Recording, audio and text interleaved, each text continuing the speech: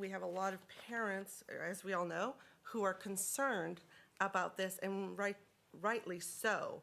And I certainly, as a board member, don't want to have a parent come to me and say, well, I got a notification that it was sexually explicit, and this is what my kid had, you know, and you guys said it was okay for instructional material. And I'm not certain that sexually explicit content, is it? By this definition of what sexually explicit content is, I'm not certain that is something we consider instructional. Well, I think that's good feedback, Mrs. Justice. I will say that I know that we have a minimum that we have to do in this draft policy, in our policy. If it was an opt-in, then I think that would be going above and beyond, and certainly within our right to what we could do as a board if we wanted to do that. I would support that, you know, at this point, but I guess we just need to be talking about that and giving some guidance. I don't know how other board members feel about that or not. Mr. Grouser, you've been in the meetings. Do you have any? I think with the notification, for one, you know, you're assuming that stuff's going to be taught. The definition came out of what's in the state code. I mean, there's no changing that whatsoever.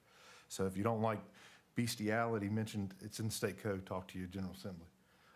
As far as the opt-in, I think the parents, they're going to get a notification on the content. I think opt-in's always, especially if a teacher's, and I don't believe this is even going to come up. I mean, I really don't. Just knowing our staff, I don't think, but we're having this policy in place because of the requirement.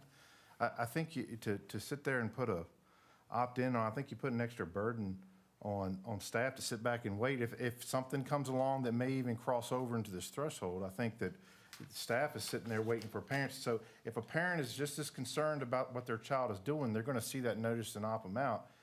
So if they're not concerned, who's going to say they're even going to opt them in? So, you know, I really do think at the end of the day that a notification is absolutely necessary. To put an opt-in into it, I just think that's an unnecessary step.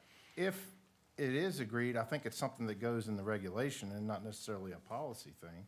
I think that's a regulation thing or procedure rather than something that needs to be in the policy. But I'm open to whatever the board wants to do as a whole. So.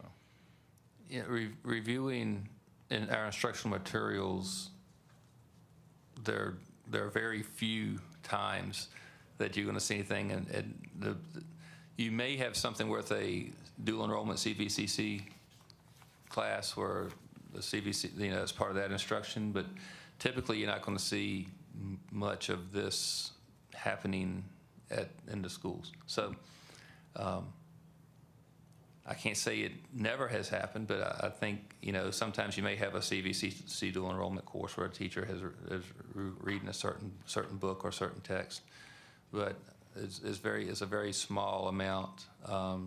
It's not an everyday occurrence in our schools, I will say that. But we'll take we've noted your recommendations, and we will take it. Mr. Maddox is sitting back there, and he'll take it to his committee next week when we meet, and we'll bring it as a point of conversation.